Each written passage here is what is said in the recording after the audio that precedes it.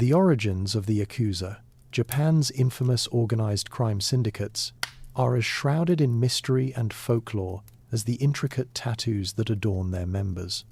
The earliest precursors to the Yakuza can be traced to the Edo period, a time of profound social and political transformation that witnessed the rise of a new urban class and the decline of the traditional samurai order. This period of social flux created opportunities for marginalized groups to form their own communities and develop alternative social hierarchies. The two primary ancestral groups from which the Yakuza are believed to have descended are the Tekiei, itinerant peddlers who traveled throughout Japan selling goods at festivals and markets, and the Bakutu, professional gamblers who operated illegal gambling dens and controlled illicit trade. The Tokugawa shogunate's rigid social hierarchy, which fixed an individual's status at birth, created a population of outcasts and laborers who existed outside the official class system. These disenfranchised groups, including the Teikiya, or itinerant peddlers, and the Bakutu, professional gamblers, formed their own communities based on mutual support and a shared sense of defiance against state authority. The Teikiya organized into informal guilds to protect their trade routes and enforce a code of conduct among their members. These groups were not solely criminal. They also performed essential economic functions, such as selling goods at festivals and markets, and their leaders often acted as mediators in local disputes. The Bakutu, in contrast, were more explicitly criminal, operating illicit gambling dens that provided a space for social outcasts to find a sense of belonging. Their world was defined by risk, honor, and a strict internal code that regulated behavior. Just a quick announcement: if you enjoy this video so far, please subscribe to our channel, as it motivates us to bring you a new story every evening. This is the only kind request tonight, and we won't bother you with it anymore until the very end of today's story. Let's get back to the video. Both groups, however, shared a paternalistic hierarchy where loyalty to a leader was paramount. This Oyabun-Kobun relationship, in which a senior member, the father, took on a junior member, the son, became the organizational bedrock of the emerging Yakuza. This familial structure provided a sense of identity and security that was denied to them by mainstream society. The government's attempts to suppress these activities through anti-gambling edicts and strict trade regulations had the unintended consequence of strengthening their clandestine networks and forcing them to consolidate their power. This push and pull between state control and criminal resilience would be a recurring theme throughout the Yakuza's history. The collapse of the feudal system during the Meiji Restoration further fueled their growth by creating a new wave of dispossessed individuals. The abolition of the samurai class, in particular, introduced a new element of organized violence and a martial honor code into the criminal underworld. These masterless warriors, or ronin, brought their combat skills and hierarchical discipline to the Bakutu and Tekiya, fundamentally reshaping their character and transforming them into a more formidable and disciplined force. This infusion of samurai ethos, combined with the continued social marginalization of their ancestral groups, solidified the Yakuza's identity as a society of outcasts who lived by their own rules in a world that had rejected them. It was from this crucible of social change and criminal adaptation that the modern Yakuza would eventually emerge. In the early 17th century, amidst the consolidation of power by the Tokugawa shogunate, a new urban subculture emerged. These individuals, known as kabukimono, or strange fellows, were a distinct and often disruptive phenomenon. They rejected the strict social and behavioral norms of the era, cultivating a flamboyant aesthetic that defied the sumptuary laws of the new government. Their attire was a statement of rebellion, often featuring silk kimonos in garish colors, wide sashes, and eccentric hairstyles that set them apart from the common populace. They carried exceptionally long swords, which they would brandish in the streets, and adopted a swaggering antisocial demeanor that was a direct challenge to the authority of the state. The ranks of the kabukimono were composed of a mix of dispossessed ronin and restless commoners who felt suffocated by the rigid social order. They were not an organized criminal syndicate in the modern sense, but rather a loose network of individuals bound by a shared disdain for societal convention and a penchant for public brawling. Their activities included street fights, extortion of merchants, and preying on passers-by. They were a significant public menace, disrupting the peace that the shogunate worked so hard to establish. Their existence represented a form of public defiance, a collective challenge to the feudal system's attempt to regulate every aspect of an individual's life. Recognizing the threat they posed to civil order, the Tokugawa regime moved with swift and decisive force to eradicate them. The government's efforts were relentless, with special law enforcement units tasked with hunting down and executing the kabukimono. Their lack of a formal, interlocking organization and reliance on a volatile, individualistic ethos made them an easy target for a centralized authority determined to establish its legitimacy.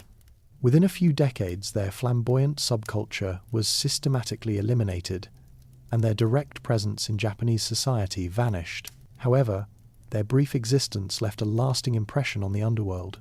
While the kabukimono as a group were short-lived, their aesthetic of visual rebellion and their violent, defiant spirit would later influence criminal aesthetics. The flamboyant, anti-authoritarian style they pioneered would be echoed in the attire and behavior of future outlaw societies. Their legacy was not in their organizational structure, but in the ethos they created, that a group could forge its own identity outside of the state-sanctioned social hierarchy.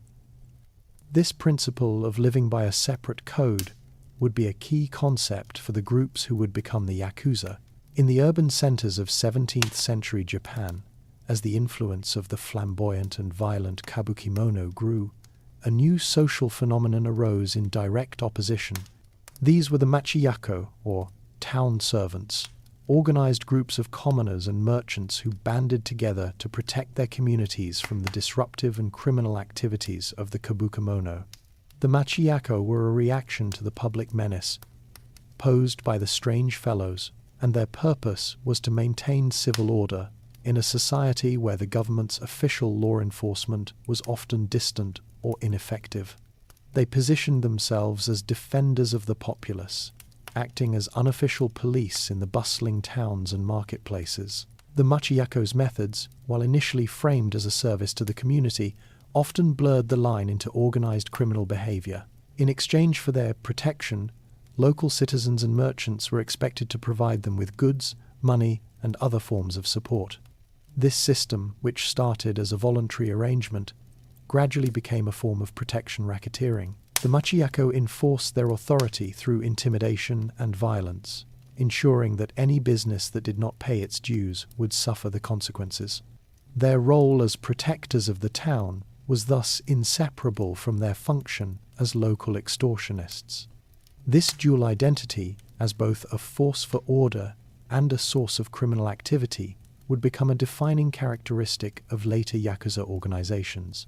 The ranks of the machiyako were composed of a diverse mix of small-time merchants, laborers, and unclassified individuals. Their structure was less fluid than the kabukimono and more rooted in a specific geographic location.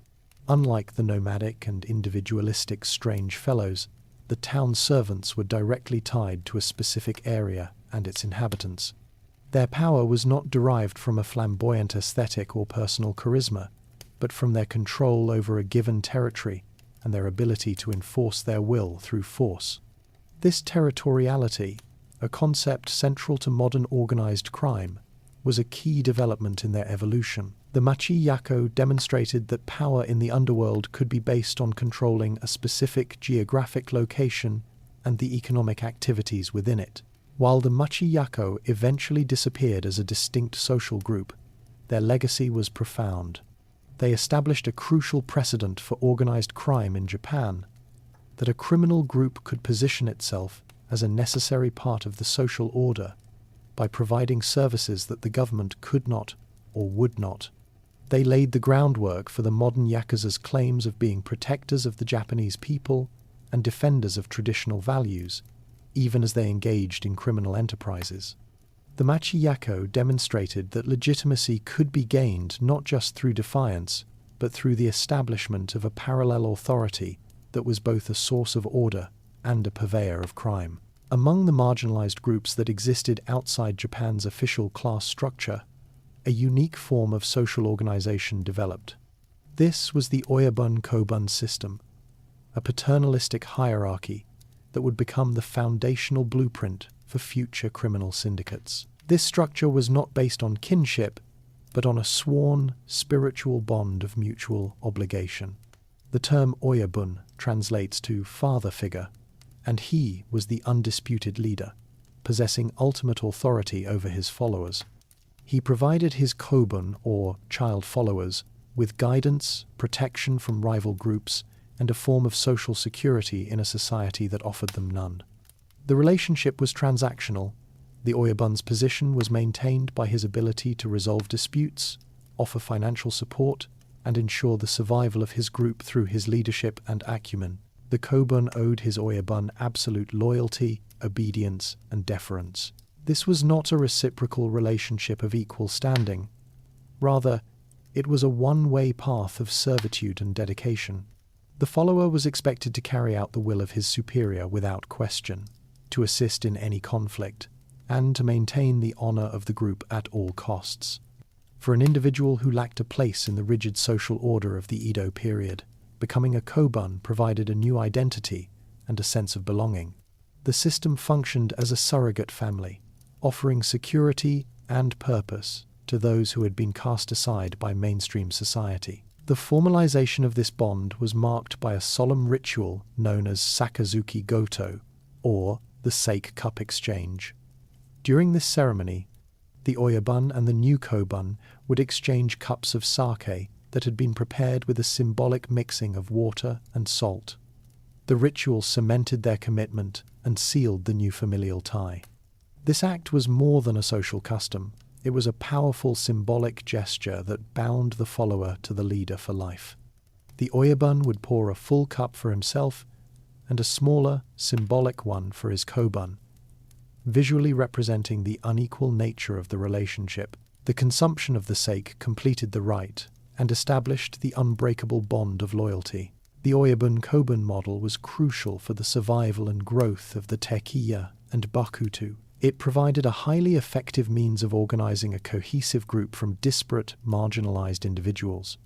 Unlike the chaotic and short-lived nature of the Kabukamono, these organizations, built on a disciplined and hierarchical structure, were able to endure and expand. This system of self-governance, created by a community of outcasts, demonstrated a functional alternative to the state's authority. It allowed the groups to operate with a degree of internal consistency and purpose, laying the groundwork for the powerful family-based organizations that would later dominate the criminal underworld. The reliance on this strict, non-kinship-based hierarchy became a defining characteristic that would be passed down through generations, solidifying the Yakuza's organizational foundation for centuries to come. The Tekiya were not merely itinerant vendors. Their economic activities formed a foundational component of Japan's pre-modern underworld. Operating in a society with strict government control, they managed to establish a parallel economic system based on their control of festival goods and local black markets. The Tokugawa shogunate, while seeking to impose order, lacked the logistical reach to regulate every transaction in the country. This created a vacuum that the Tekiya filled, acting as unofficial market regulators. They enforced their own pricing structures, resolved disputes between merchants, and collected fees for their services. This control gave them significant economic influence over the supply chains, for everything from traditional medicines to specialized tools sold at temple fairs and public festivals. Their influence extended beyond commerce to include a rudimentary form of quality control. The Tekiya guilds developed a system for certifying the authenticity of products, using a unique seal or brand known as in-show. This practice, while self-serving, provided a level of trust for consumers who were wary of counterfeit goods. In return for this seal of approval, merchants paid a fee, solidifying the Tekiya's role as intermediaries between producers and consumers. This economic authority, built on a network of personal relationships and a shared sense of identity, was the basis for their power.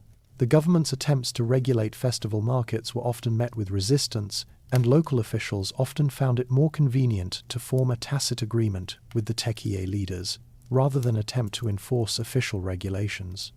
This dynamic of unofficial sanction and local cooperation allowed the tekie to grow their operations and extend their influence. Their control over the supply and sale of goods, especially at a time when formal markets were limited, allowed them to accumulate capital. They used this wealth to fund other criminal enterprises, including gambling dens, and to expand their reach into new territories. This economic foundation was what truly separated the tekie from other groups of marginalized individuals. While the kabukimono were a fleeting social phenomenon, the tekie had a solid economic base that enabled their longevity.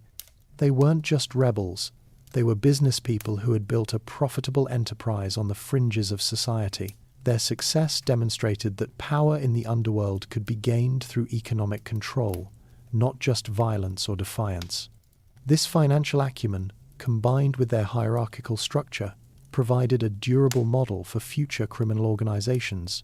The economic systems they established, including protection rackets, market regulation, and the control of illicit trade, would be passed down and refined by their descendants, becoming central to the modern Yakuza's operations. Among the varied outcasts of the Edo period, a distinct subculture of professional gamblers known as the Bakuto flourished. Unlike the tekie, whose existence was rooted in commerce, the Bakuto's world was defined by chance, risk, and a strict code of personal honor. They operated illegal gambling dens known as Bakuto bar, which were often located in the outskirts of towns, away from the immediate gaze of official authority. These establishments served as more than just a place to wager. They were social centers for individuals who had been marginalized from mainstream society, offering them a chance to earn a living outside of the state-controlled economic system. The principal game played in these dens was Oiko Kabu, a card game with rules that were both simple and easily manipulated. The hand with the worst possible score, 893, or Yakuza, became the symbolic name of the entire criminal society, a badge of pride signifying their identity as losers in the formal social game. The Bakuto valued an individual's nerve, reputation, and willingness to risk everything on a single turn of the cards. This culture of high-stakes play created an environment where an unwavering commitment to one's word was the most valuable form of capital. A gambler's honor was paramount, and any betrayal of trust or refusal to pay a debt was met with severe, often violent, punishment. This strict code of conduct, enforced by the gamblers themselves, established a self-governing order that operated with a chilling efficiency. The Bakuto developed their own internal hierarchies, which were not based on kinship or commercial success, but on a reputation for skill and a readiness to use violence. A gambler's position was earned through his ability to navigate the dangerous world of high-stakes gambling and to command respect through a combination of charisma and an unflinching resolve. The leaders of these groups were skilled at both the card table and in combat, and they maintained their authority by settling disputes and ensuring that their code of conduct was adhered to without exception. This structure of earned authority created a stable and enduring criminal network, one that was able to thrive despite the shogunate's anti-gambling laws. The government's attempts to suppress gambling were constant throughout the Edo period, but their efforts were largely unsuccessful. The clandestine nature of the Bakuto bar and the fluid movements of the gamblers made it difficult for law enforcement to track and arrest them. Furthermore, the Bakuto had developed a system of paying off corrupt local officials, a form of institutionalized bribery that allowed them to operate with a degree of impunity. This created a dynamic where the state's official ban on gambling was often ignored in practice, solidifying the Bakuto's role as a permanent fixture of the criminal underworld. Their legacy to the Yakuza was not merely the gambling, but the creation of a culture of honor, risk, and self-governance that would later be adopted by future generations of criminals. The Bakuto were a distinct social group that provided a critical blueprint for the organizational and ideological foundation of organized crime in Japan. The professional gamblers of the Edo period, or Bakuto, established their world within illegal gambling dens. These dens, known as Bakuto Bar, were more than just a venue for wagering. They served a crucial social and cultural purpose for those who lived on the margins of society. They were hubs for outcasts, a clandestine refuge where individuals could escape the stifling social and economic restrictions of the Tokugawa shogunate.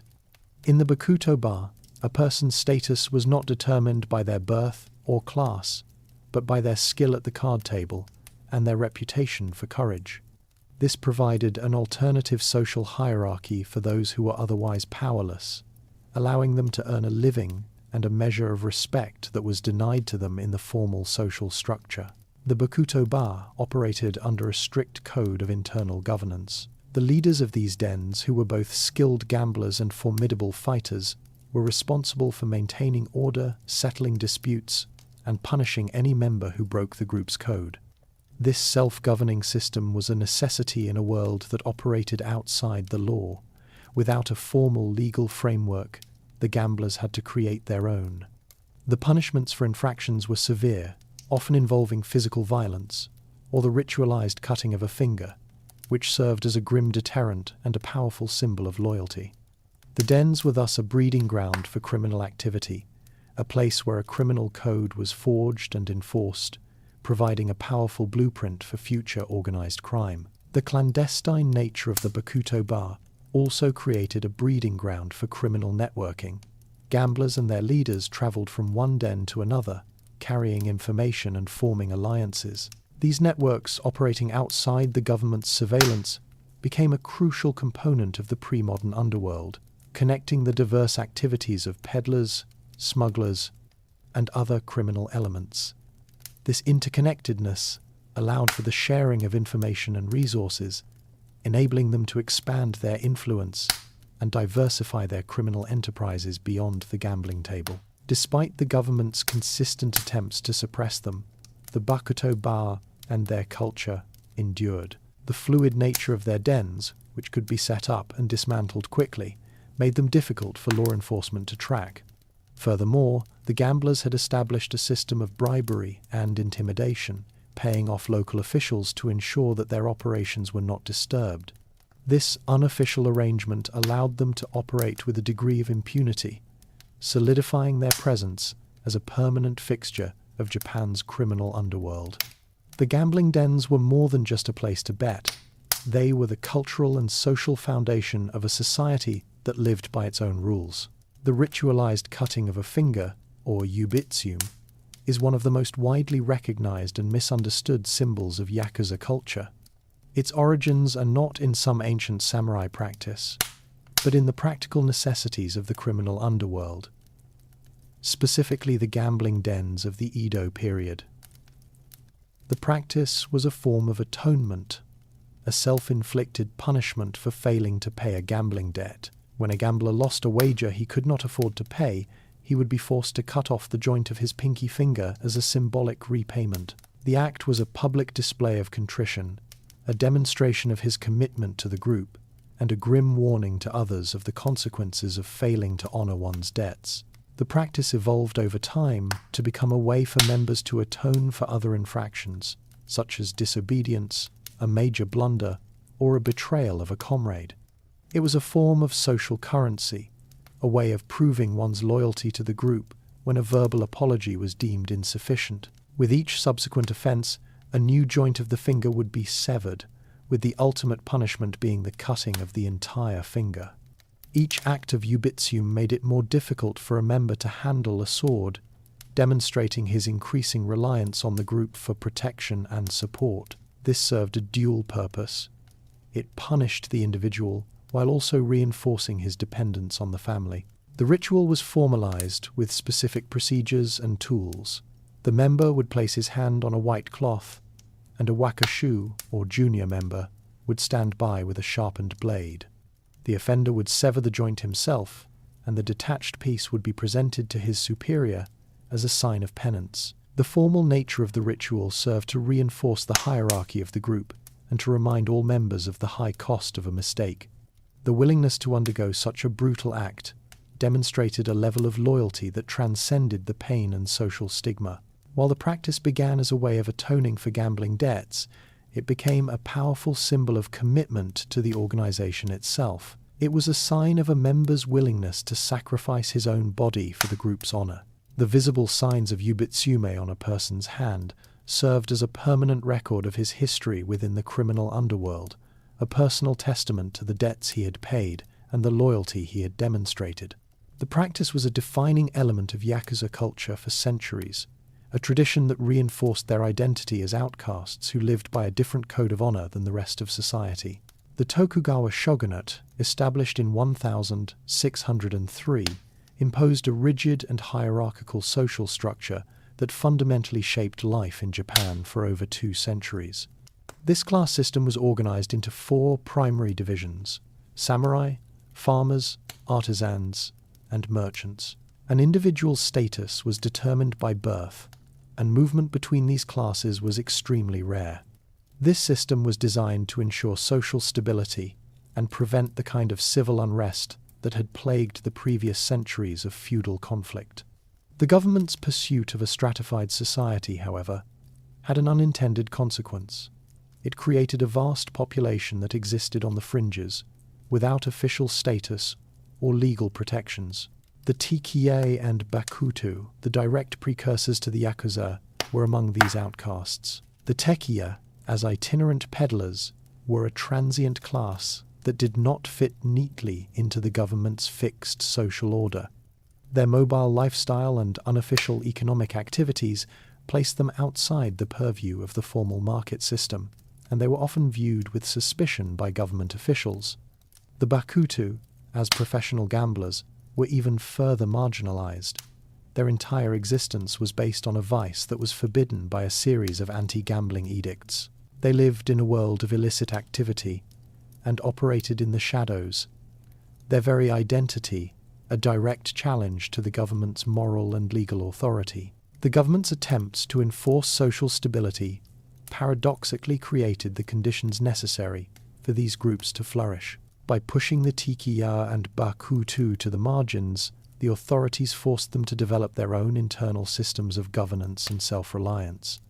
Without legal recourse, they had to create their own methods for resolving disputes, enforcing contracts, and punishing those who violated their codes. This created a parallel society with its own hierarchies, rules, and forms of social currency. The government's efforts to control them, far from eradicating them, simply made their networks more resilient and more secretive. Furthermore, the rigid class system created a psychological divide. The outcasts developed a shared identity based on their shared exclusion from mainstream society. They were the ones who lived outside the rules, who found their own forms of honor and respect in a world that had rejected them. The Oyabun-Kobun system, a paternalistic hierarchy based on loyalty rather than blood, provided a sense of belonging and protection that was unavailable to them in the official social structure. This created a powerful and enduring bond between members, one that was forged in defiance of the government's attempts to control their lives. The Edo class system, designed to create order, instead created a fertile ground for the growth of a powerful criminal underworld. The Tokugawa shogunate's attempts to enforce social stability through a strict class system were paralleled by its efforts to control moral conduct. A core part of this was a series of anti-gambling edicts. While gambling had existed in Japan for centuries, the government's decrees from the 18th century onward made the activities of the Bakutu explicitly illegal, pushing their entire subculture further into the shadows. These decrees, often renewed and strengthened, were a constant form of state pressure on the gamblers and their dens. They sought to dismantle the Bakuto Bar not just as a criminal enterprise, but as a social refuge that challenged the state's monopoly on order. The laws, however, were difficult to enforce. The nomadic nature of the Bakutu and the fluidity of their operations meant that they could easily evade raids by moving from one location to another. They did not have fixed assets or legal addresses that could be easily seized or regulated. This clandestine existence forced them to become more resilient and to rely on their own internal networks for survival. As the legal risks of gambling increased, the bonds of loyalty within the Bakuto became even stronger. A person's trustworthiness was paramount, as betrayal could lead to severe consequences from both the law and the group. The government's crackdown also led to a more sophisticated form of organized crime. To survive, the Bakuto had to develop a system of institutionalized bribery, paying off local officials and police to ignore their operations. This unofficial arrangement created a new dynamic, where the state's laws were openly flouted in exchange for a portion of the profits. This symbiotic relationship between corrupt officials and the criminal underworld would become a persistent theme in the Yakuza's history. The authorities, in effect, chose to manage the illegal activity rather than attempt to eliminate it entirely. This push into clandestinity also had a lasting impact on the Bakuto's culture. Their existence as outlaws, constantly evading capture, reinforced their identity as a society that lived by its own rules. It solidified the notion that their sense of honor was separate from and superior to the one espoused by the government. It was in this environment of constant evasion and negotiation that the Bakuto fully embraced their status as outcasts. The anti-gambling edicts, intended to dismantle them, instead helped to forge a more resilient and secretive criminal subculture, one that was perfectly positioned to adapt and thrive in the coming centuries of social and political upheaval. The criminal underworld of the late 18th and early 19th centuries was a fragmented collection of specialized groups. The Tikiya were organized around controlling commerce, while the Bakuto centered their activities on illicit gambling. Facing a common threat from the government and its anti-gambling edicts, a strategic convergence began to take place. This was not a formal merger, but a gradual consolidation of operations that gave rise to a more resilient criminal network. The fluid, mobile nature of the Bakuto complemented the localized, economically grounded power of the Tikiya. Gamblers sought refuge in the areas controlled by peddlers, and in exchange, they provided a source of armed security and a new way to launder their profits. This collaboration allowed for a diversification of criminal enterprises. The Bakuto brought their expertise in extortion, intimidation, and maintaining order through violence. This was a valuable asset for the Tikiya, who needed a more powerful force to enforce their control over markets and trade routes. In return, the Tikiya offered access to capital and a network of black market activities that the gamblers could use to expand their operations. The profits from illicit gambling could be used to fund the purchase of goods for the Tikiya to sell, creating a symbiotic economic relationship that benefited both groups. This period also saw the formalization of the Oyabunkabun system across both groups. This shared hierarchy, based on loyalty and mutual obligation, made it easier for the separate factions to communicate and collaborate. The leader, or Oyabun, became the final authority in all matters, and a system of tribute and allegiance was established between the different groups. While the organizations retained their distinct identities, they were now bound together by a shared code of conduct and a recognition of a single, overarching authority. This created a unified criminal front that was more difficult for the government to dismantle. The consolidation of power allowed them to expand their influence beyond the fringes of society. They began to control entire neighborhoods, acting as unofficial police and arbitrators of disputes. They provided a form of social order that was both feared and respected by the local populace. This move from the margins to a position of unofficial authority was a critical step in their evolution.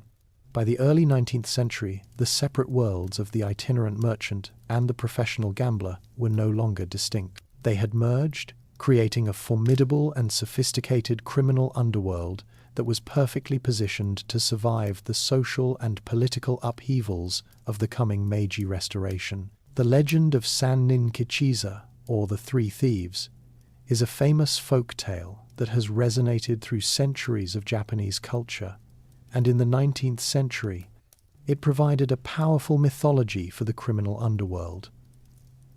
The tale is not a historical account, but a piece of heroic fiction that captured the imagination of the populace. It tells the story of three master thieves, Obazukichisa, Ojokichisa, and Lekishimaru, each with their own unique skills and personalities. These outlaws were depicted as anti-heroes who stole from the corrupt and the powerful, using their cunning and strength to evade the authorities. They were a direct parallel to the real-life Tikiya and Bakutu, who also operated outside the law. The story of the three thieves provided a moral framework for the criminal world. It romanticized their existence, presenting them not as mere criminals, but as righteous figures who defied an unjust system. The tale's emphasis on loyalty, brotherhood, and a willingness to challenge authority resonated deeply with the outcasts of the Edo period. It provided them with a shared identity, a kind of heroic mythology that justified their existence and gave their actions a sense of purpose. This was a crucial development, as it transformed their criminal activities from a simple matter of survival into a more noble calling. The legend of Sannin Kichiza gave them a shared history and a common set of values. This shared mythology was a powerful tool for social cohesion. It helped to bind the disparate groups of the criminal underworld together, creating a sense of solidarity and shared destiny. When a new member joined the ranks, he would be initiated into a world with a rich, heroic tradition. The story of the three thieves was told and retold in gambling dens and back alleys, and it became a kind of cultural bedrock for the criminal underworld. It solidified the notion that they were not just a collection of outlaws, but a society with its own traditions, its own heroes, and its own moral code. As the Tokugawa shogunate's control over society became more stringent, the marginalized groups that would form the Yakuza were forced to the periphery of urban centers. They created and operated in no-man's land areas on the fringes of towns and cities, territories where official law enforcement held little sway. These were often dilapidated, crowded areas such as the back streets of the Ginza district in Edo or the docks of Osaka. In these criminal enclaves, they developed a parallel society with its own system of law and order. The absence of a formal legal structure forced these groups to develop a system of self-governance, which was a critical step in the evolution of organized crime in Japan. Within these territories, the criminal groups became the de facto authority. The Tikiye leaders, with their control over black markets, and the Bakutu bosses, with their ability to enforce their will through violence, became the arbiters of local disputes. They settled feuds, enforced contracts, and administered a form of justice that was swift and often brutal. This unofficial governance, while criminal in nature, provided a degree of stability to a populace that was largely ignored by the government. In exchange for this order, the local citizens and merchants were expected to provide tribute and loyalty to the criminal leaders. This created a symbiotic relationship where the criminal elements provided a social service in exchange for economic and political power. The physical boundaries of these enclaves were not always clearly defined, but their authority was absolute. They operated through a network of informants and enforcers who kept a close watch on the community, ensuring that their rules were followed and that their rivals did not encroach on their territory. This was a crucial development in the evolution of organized crime, as it showed that power could be based not just on criminal specialization, but on the control of a specific geographic area. The control of a given territory provided a stable base from which to launch and expand their criminal enterprises. The criminal enclaves also served as a training ground for future members. Young men who wished to join the ranks would learn the trade of crime and the code of honor by working within these self-governing territories. The government's response to these enclaves was often ineffective. They lacked the manpower and resources to patrol these areas effectively, and they were often hampered by a lack of political will. Corrupt local officials, who were often paid off by the criminal leaders, turned a blind eye to their activities. This created a climate of impunity that allowed the criminal groups to grow and solidify their power. By the late 19th century, these no-man's land areas had become sophisticated criminal territories, complete with their own hierarchies, economies, and legal systems. They were a powerful testament to the resilience of the criminal underworld, and its ability to adapt and thrive in the face of state opposition. The Bakumatsu period, a turbulent era from 1853 to 1868, saw the decline of the Tokugawa shogunate and the rapid erosion of its central authority. As the government struggled with internal dissent and external pressure from foreign powers, a power vacuum emerged in the urban centers. This instability created a unique opportunity for the criminal underworld to step out of the shadows and take on quasi-official roles. The Tikiya and Bakutu, who had long operated on the fringes, now provided services that the failing government could no longer reliably offer. They were a parallel force for order, using their established networks and reputation for violence to fill the void left by a decaying state. In this chaotic environment, the criminal groups gained a degree of legitimacy. They were often hired by local merchants and even some officials to act as a form of security. Their control over certain neighborhoods and markets, once a source of conflict with the state, was now tolerated and even tacitly accepted as a necessary service. They were called upon for crowd control at public events, to settle disputes between merchants, and to enforce a local peace that the official police were too understaffed or disorganized to provide. This period marked a critical shift in their relationship with the state. The criminal underworld was no longer simply a nuisance to be suppressed, but an unofficial partner in the maintenance of social order. This new role brought them into closer contact with the political machinations of the time. Both pro-shogunate and anti-shogunate factions sought to use the criminal groups for their own ends. Their networks of enforcers and informants were a valuable asset for political coercion and intelligence gathering. This alliance with political power brokers gave them a new level of influence and protection, and it allowed them to expand their operations without fear of official reprisal. This dynamic of a criminal organization acting as a tool for political control would become a persistent theme in the Yakuza's future. The period's instability also allowed the criminal groups to formalize their own hierarchies and to expand their reach. They recruited more members and diversified their criminal enterprises, using their newfound influence to move into more profitable ventures. The line between criminal activity and unofficial governance blurred, and the criminal groups became an integral, albeit unofficial, part of the social and political fabric of the cities. By the end of the Bakumatsu period, they were a powerful and well-organized force. They were perfectly positioned to take advantage of the chaos of the Meiji Restoration, an event that would ultimately lead to the full-fledged emergence of the Yakuza as a national power. The Meiji Restoration of 1868 was a monumental event that marked the end of Japan's feudal era and the beginning of its rapid modernization. For the criminal groups operating on the fringes, this period of immense social upheaval was a powerful catalyst for growth and consolidation. The most significant consequence of the Restoration, in terms of its impact on the criminal underworld, was the abolition of the samurai class. This decision, a cornerstone of the new government's policy to create a centralized, modern state, stripped the samurai of their privileged status, their pensions, and their right to carry swords in public. Overnight, a warrior class that had defined Japanese society for centuries found itself without a purpose or a source of income. This sudden displacement created a large population of masterless warriors, known as ronin, who were left adrift in a new social order that had no place for them.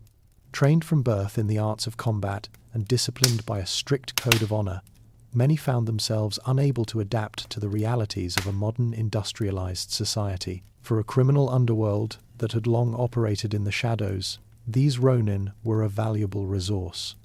Their martial skills and hierarchical discipline were a perfect fit for the Teikiya and Bakuto, who were looking to expand their operations and consolidate their power.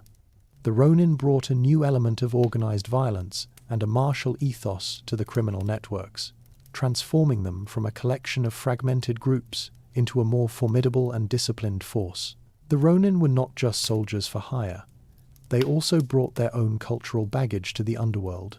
Their code of honor, which was rooted in the samurai tradition of loyalty and sacrifice, resonated deeply with the existing criminal codes of the Bakutu.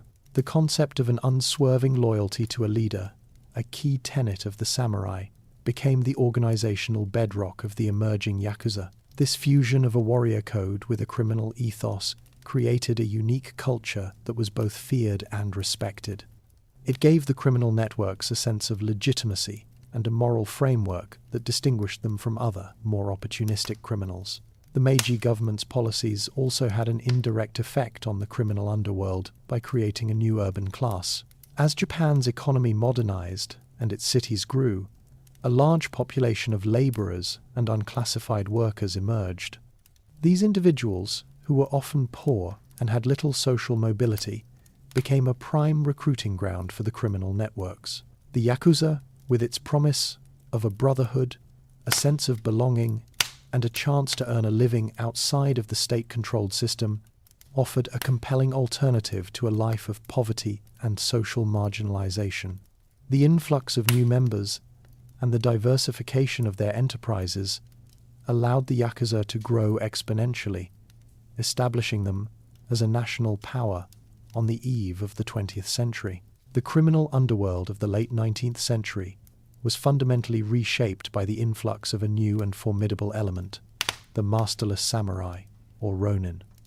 The Meiji government's modernization policies had stripped the samurai of their centuries-old privileges, their stipends, and their right to carry a sword in public. This abrupt transition from a warrior class to an unclassified populace left a vast number of skilled, disciplined, and often impoverished men without a social role. Many were unable to adapt to the new Western-influenced society, and for them, a life of crime was a viable, if not the only, option. The ronin were a natural fit for the criminal networks, bringing a new level of martial expertise, honor, and hierarchical discipline to the Bakuto and Tikiya. The ronin brought more than just fighting skills.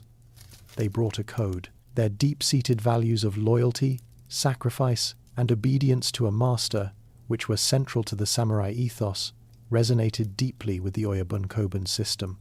The concept of an unwavering loyalty to a leader, even at the cost of one's own life, became a central tenet of the emerging Yakuza. This fusion of a warrior code with a criminal ethos created a unique culture that was both feared and respected. It gave the criminal networks a sense of legitimacy and a moral framework that distinguished them from other, more opportunistic criminals. This code of honor, which valued brotherhood and self-sacrifice, became a powerful recruiting tool. It offered a sense of belonging to men who had lost their place in the world. The influx of ronin also had a profound impact on the organizational structure of the criminal groups.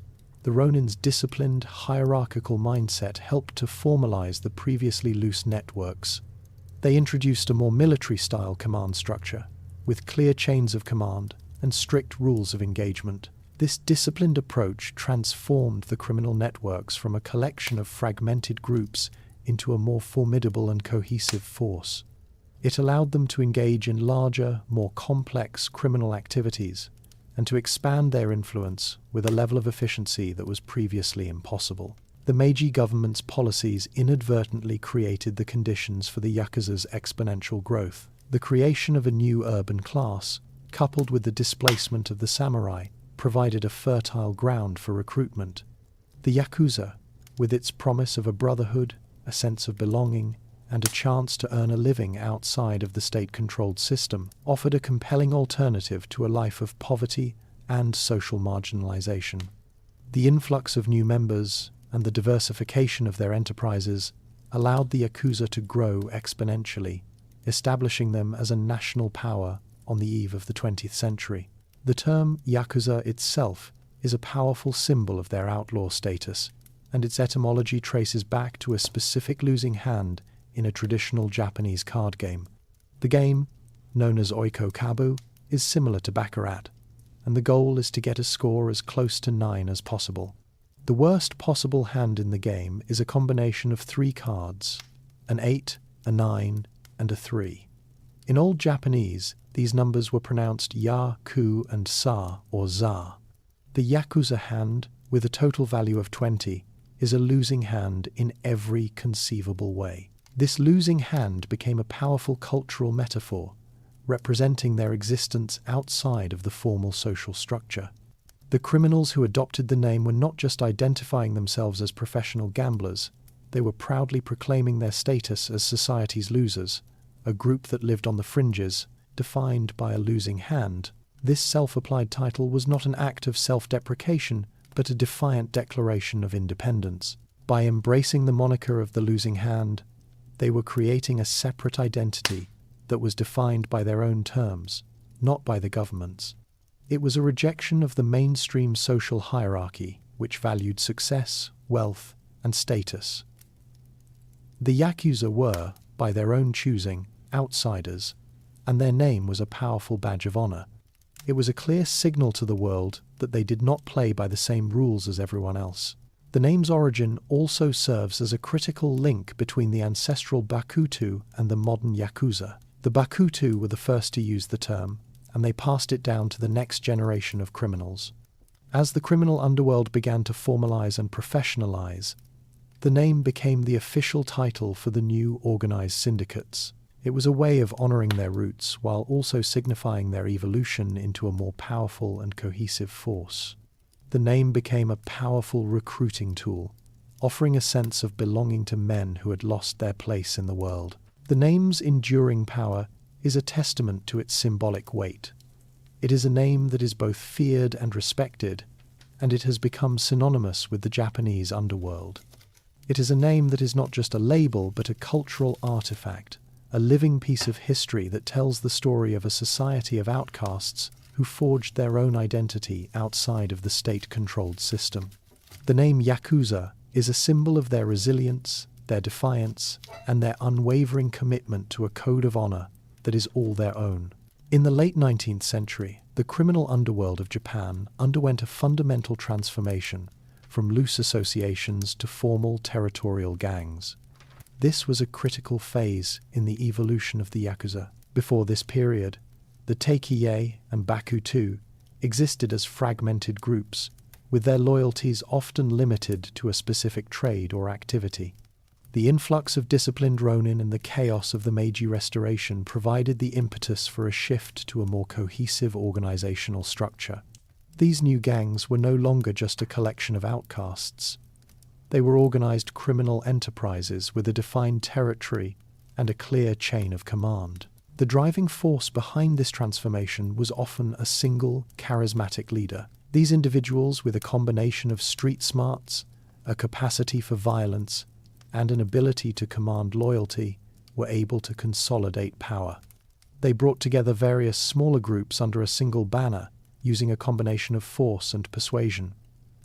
This move from a network of informal alliances to a centralized hierarchy was a strategic necessity. A single, powerful leader could negotiate with rival groups, control a specific geographic area, and provide a greater degree of protection and security to his followers. This created a more stable and enduring criminal organization. The concept of a defined territory was a new and crucial development. The gangs began to control specific neighborhoods, districts, or even entire towns. Their authority within these territories was absolute. They acted as a parallel government, enforcing their own rules, collecting taxes from local businesses, and providing a form of justice that was outside the purview of official law enforcement. This territoriality gave them a stable base from which to launch and expand their criminal enterprises. It also created a new form of conflict. Intergang wars, fought for control of territory and the valuable resources within it, became a regular feature of the criminal underworld. The formation of these organized gangs marked a crucial departure from their ancestral groups. The Teikiei were nomadic, and the Bakutu were fluid. The new gangs, in contrast, were rooted in a specific place. This geographic rootedness gave them a level of power and influence that their predecessors did not have. It allowed them to form more lasting alliances with corrupt local officials and to integrate themselves more deeply into the social and economic fabric of the communities they controlled. This was a critical step in their evolution from a subculture of outcasts to a formidable and enduring national criminal organization. In the late 19th century, as the criminal underworld began to consolidate, a key strategic shift occurred. The emerging gangs moved beyond their traditional enterprises of peddling and gambling to infiltrate small, legitimate businesses. This was a crucial step in their financial diversification, providing a stable source of income that was less vulnerable to law enforcement crackdowns. Instead of just operating on the fringes of society, they began to embed themselves in the legal economy. The first businesses they targeted were often small-scale and local, such as restaurants, shops, and entertainment venues. The gangs would offer protection from rival criminals, or simply use intimidation to force the owners to pay a fee. Once a business was under their control, the gang would use it as a front for their illicit activities. For example, a restaurant could be used as a place to hold secret meetings, a shop could be used to launder money, and an entertainment venue could be used to host illegal gambling. This blurred the line between legitimate and criminal activity, making it more difficult for law enforcement to track and prosecute them. This move into legitimate businesses also provided the gangs with a new and powerful recruiting tool. They could offer jobs to young men who were struggling to find work in a rapidly industrializing society.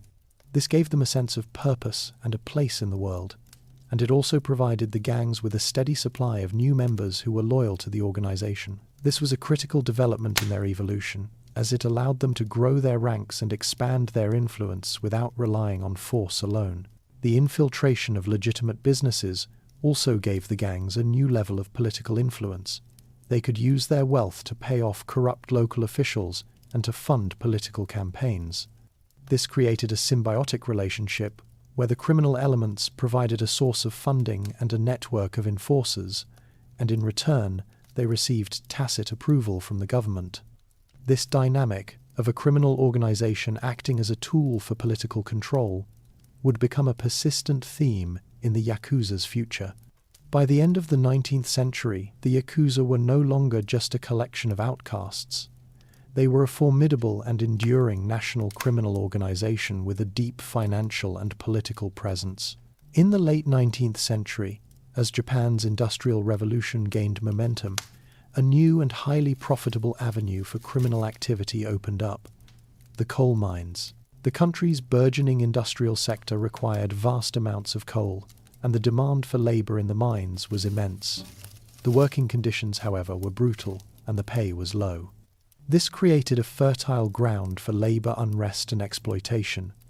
The Yakuza, with their organized structure and their willingness to use violence, were perfectly positioned to take advantage of this situation. They moved into the coal fields and established control over the workers. Their involvement was twofold. They acted as labor brokers, providing a steady supply of workers for the mine owners. In return for this service, the mine owners paid them a fee, and the Yakuza were given a free hand to control the workers. They used a combination of intimidation and violence to keep the laborers in line, suppressing any attempts at unionization or protest. They were, in effect, a private police force for the mine owners. This role gave them a new level of power and influence, as they were now an integral part of the country's industrial economy. At the same time, the Yakuza also exploited the workers directly. They set up illegal gambling dens in the mining towns, luring the laborers into debt. They also controlled the supply of goods and services, selling everything from food and alcohol to drugs at inflated prices. The workers, trapped in a cycle of debt and dependency, had no choice but to pay. The Yakuza, in effect, controlled every aspect of their lives. This created a highly profitable enterprise that was less vulnerable to law enforcement crackdowns, as the mine owners had a vested interest in keeping the Yakuza in power.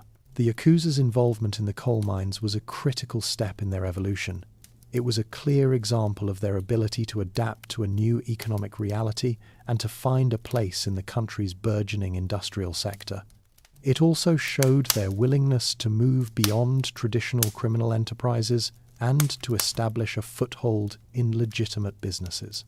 By the early 20th century, the Yakuza had become a formidable force, with a deep financial and political presence that extended from the back alleys of the cities to the coal fields of the countryside. The distinctive, full-body tattoos known as irazumi are an unmistakable symbol of Yakuza identity. However, the tradition has its roots in a period long before the modern criminal syndicates, and it was initially a form of punishment.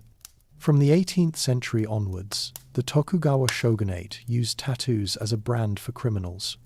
Petty thieves and other low-level offenders would receive a small, often discreet tattoo on their forearm or face, which was meant to be a permanent mark of shame and a way of identifying them as outlaws. This public branding was intended to prevent them from reintegrating into society. Instead of accepting this mark as a sign of dishonor, the criminal underworld adopted it as a badge of pride. They would visit tattoo artists who, in secret, would transform the small, punitive tattoo into an elaborate work of art. The black lines of the criminal brand would be incorporated into a larger, more complex design, which often covered the entire arm or back. This act of artistic rebellion was a powerful statement of defiance against the state. They were transforming a symbol of shame into one of honor and commitment. This practice solidified their identity as a subculture that lived by its own rules outside of the legal system. The tattoos became a visual history of a member's life and a symbol of his unwavering loyalty. The designs, drawn from Japanese mythology, folklore, and religion, were not chosen at random. A dragon might symbolize a member's courage and strength, while a koi fish might represent his perseverance in the face of adversity. A tiger might be a mark of his ferocity, and a cherry blossom, a symbol of his willingness to die for his family. These were not just decorations, they were a form of spiritual armor that told a story of a life lived on the fringes. The process of getting the tattoos was a rite of passage. The long and painful process, which could take years to complete, was a test of a member's fortitude and discipline. It was a way of proving his commitment to the group and his ability to endure physical and psychological pain without complaint. The tattoos themselves, which were often a secret that a member had to keep from his family and the public, were a constant reminder of his loyalty to the criminal underworld. The tattoos were not just an aesthetic choice.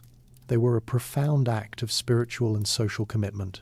They were a visible manifestation of a person's decision to leave mainstream society and to live by the rules of the criminal underworld. The criminal underworld's increasing organization and territorial control made them a valuable, albeit unofficial, tool for political power.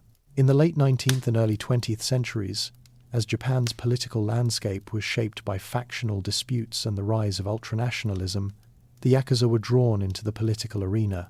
They were used by various political parties and ultranationalist groups for a specific purpose: to perform acts of intimidation and violence that the formal state could not. These were actions of political thuggery, and they marked the Yakuza's formal entry into the political underworld. Their use was twofold. They acted as a private army for conservative political parties, disrupting rallies, intimidating political opponents, and suppressing labor unions and socialist movements. These activities were often carried out with the tacit approval of the police, who turned a blind eye to their actions. In return, the Yakuza were given a degree of impunity to operate their criminal enterprises. This created a mutually beneficial relationship where the criminal elements provided a source of brute force and a network of enforcers, and in return they received protection from prosecution. The Yakuza's alignment with ultranationalist groups was a particularly significant development. These groups, often composed of former military officers and right-wing ideologues, shared a common disdain for foreign influence and a desire to see Japan become a powerful imperial force. The Yakuza, with their own code of honor and their emphasis on loyalty to a group and to a country, were a natural fit for this ideology. They were used to intimidate and attack foreign nationals, to disrupt anti-war protests, and to enforce a rigid sense of social and political conformity. This alliance with ultranationalism gave the Yakuza a sense of political purpose that went beyond simple criminal enterprise. This period was a crucial turning point. The Yakuza were no longer just a group of outcasts living on the fringes of society. They had become a part of the political landscape, an unofficial force that could be used to shape public opinion and to suppress dissent. Their power was now not just in their ability to control a specific territory or to profit from illegal gambling. It was also in their ability to use violence to achieve political ends. By the early 20th century, they had become a formidable force with a deep financial and political presence that extended from the back alleys of the cities to the corridors of power. This new role would prove to be a defining feature of their modern history, and it would lay the groundwork for their involvement in the country's rising militarism and the chaos of World War II. The early 20th century witnessed a fundamental structural change in Japan's criminal underworld. Until this time, the criminal elements were a fractured collection of smaller, local gangs, with rivalries and territorial disputes being common and costly. The need for a more formal and organized structure became apparent as their financial and political influence expanded. This led to the formation of large-scale alliances, a strategic necessity for achieving stability and continued growth. These alliances, built on a shared code of honor and mutual benefit, were the crucial step toward the establishment of the major federations that would come to dominate the criminal landscape for the next century. These alliances were formed through a combination of strategic negotiation and a show of force. The process was often a violent form of consolidation. A larger, more powerful gang would absorb a smaller one, with the leader of the smaller gang becoming a subordinate in the larger organization. This process, while often brutal, was a more efficient way of resolving conflicts and consolidating power than a prolonged inter-gang war. It also allowed the gangs to expand their criminal enterprises into new territories without the constant threat of rival gangs. The alliances also served to formalize the Oyabun-Kobun system on a larger scale. The head of the alliance, or kumicho, became the ultimate authority, and the leaders of the smaller gangs became his direct subordinates. This created a clear chain of command and a system of accountability that was essential for managing a large-scale criminal organization. The alliances also established a system of tribute and allegiance, where the smaller gangs paid a portion of their profits to the larger organization in exchange for protection and a share of the spoils. The period between the world wars saw a profound shift in the Yakuza's operations, moving them from a regional criminal presence to a powerful national force, deeply intertwined with Japan's rising militarism. As the country's military and ultranationalist factions gained control of the government, the criminal underworld found a powerful new partner. Their established networks of enforcers and their willingness to operate outside the law made them a valuable asset to the state. The Yakuza were employed as an unofficial force for the suppression of domestic opposition, including the nascent socialist and communist movements. Their gangs were used to intimidate and attack labor unions, political rallies, and other forms of left-wing dissent, activities that the formal military and police could not perform without risking public condemnation. This relationship of mutual benefit allowed the Yakuza to operate their criminal enterprises with a new level of impunity, as they were, in effect, providing a service to the state. Their expansion during this era was not just a matter of political thuggery, it was also an economic one. The Yakuza's control over vice industries, such as illegal gambling and prostitution, reached an industrial scale. They also became heavily involved in the lucrative trade of narcotics. With a burgeoning military and an increasingly aggressive foreign policy, the demand for illicit goods soared. The Yakuza's networks were perfectly positioned to supply this demand, and the profits from these operations provided them with immense wealth that they used to fund their expansion and to consolidate their power. The government, while officially condemning these activities, often turned a blind eye to them, as the criminal gangs were performing a vital service for the state. The Yakuza's involvement extended beyond Japan's borders to the country's continental expansion. As the military occupied territories in China and Manchuria, the Yakuza were often the first to arrive, using their criminal networks to establish a foothold. They were used to gather intelligence, smuggle goods, and run vice operations in the occupied territories. This gave them an unprecedented level of access to the military and political elite, and it allowed them to establish a vast, international criminal network. They were, in effect, a deep state, a clandestine force that could be used to achieve objectives that the formal government could not.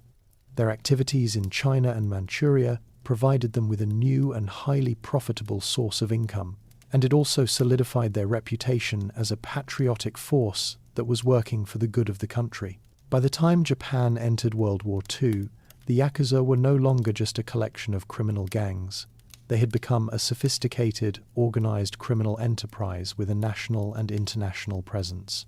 Their wealth and their political connections had made them a formidable force, and they were perfectly positioned to take advantage of the chaos and the economic turmoil of the war.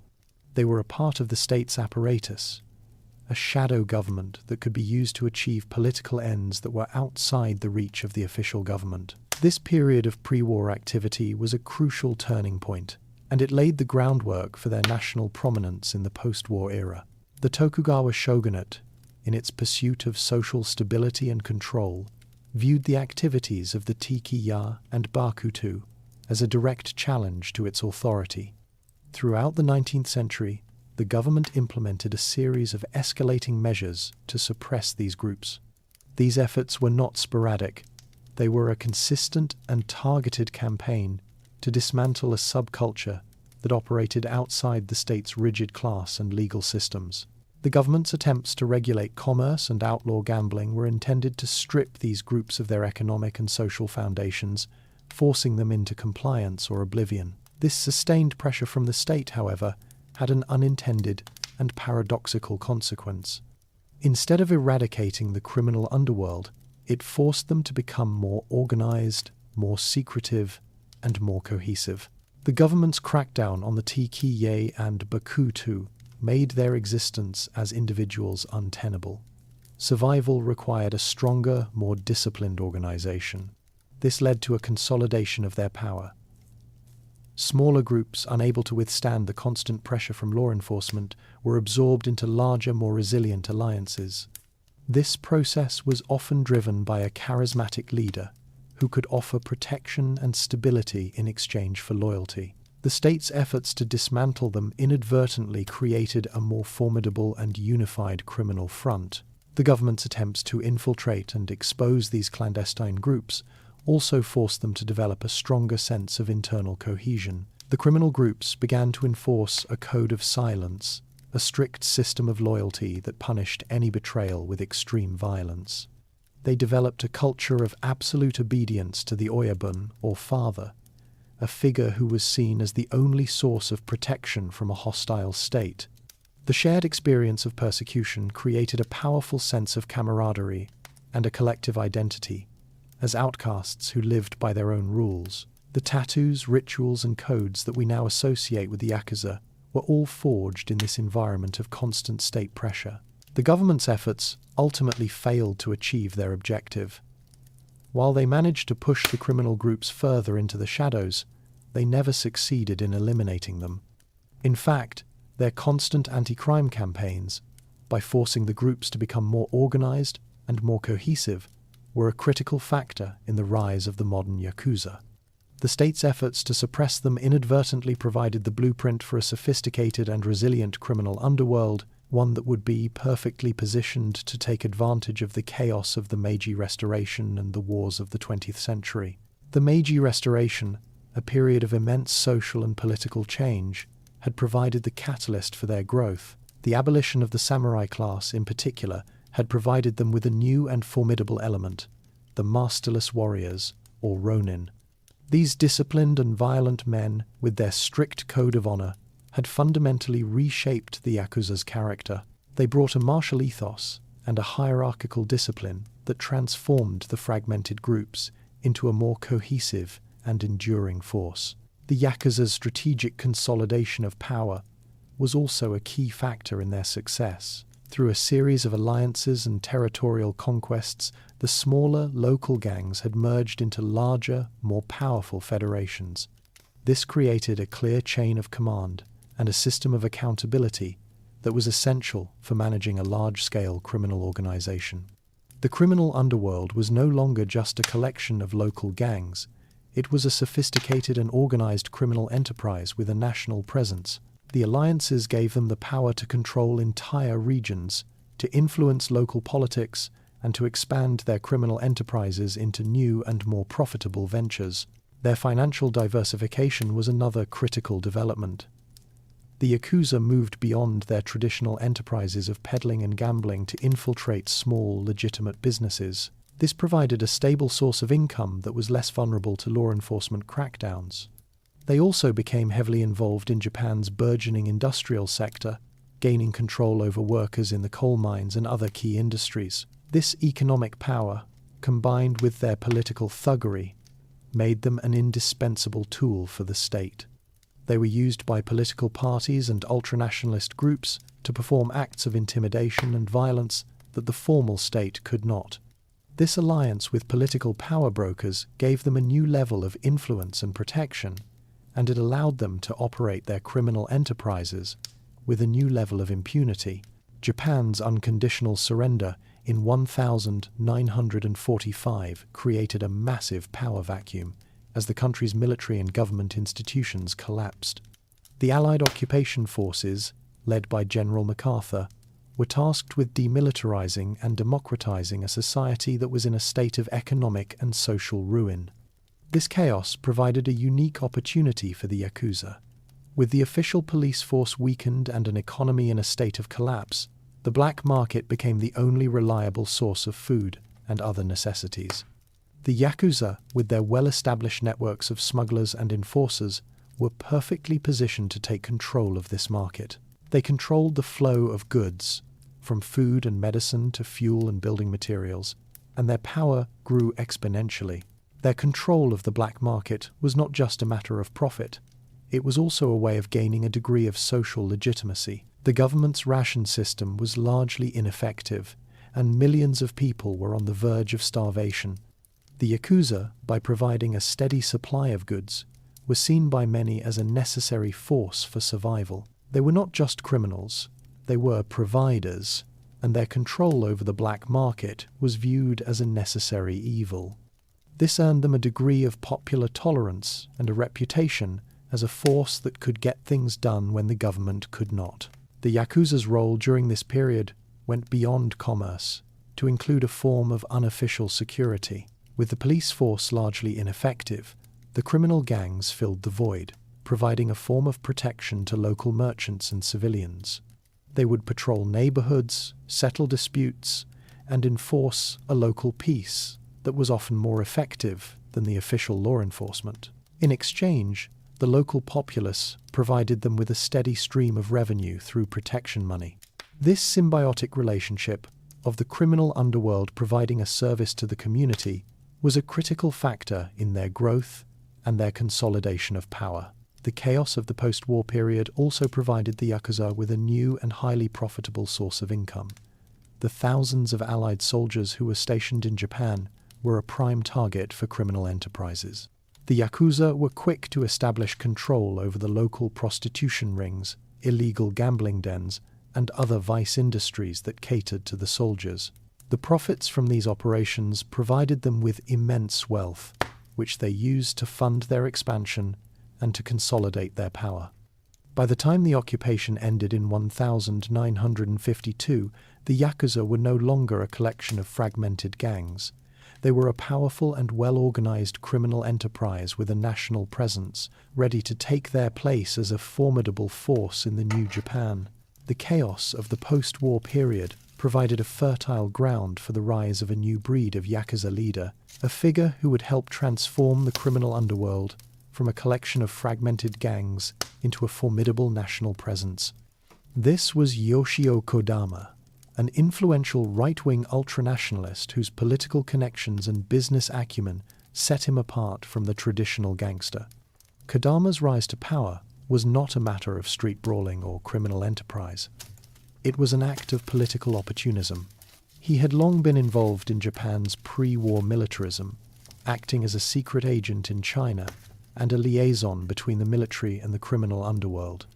This gave him a unique understanding of the country's political landscape and an extensive network of contacts that he would use to his advantage. After the war, Kodama, who was a prisoner in Sugamo prison for his wartime activities, used his contacts to secure his release. He then used his influence to establish control over Japan's burgeoning black market. His operations were a perfect mix of criminal enterprise and political influence.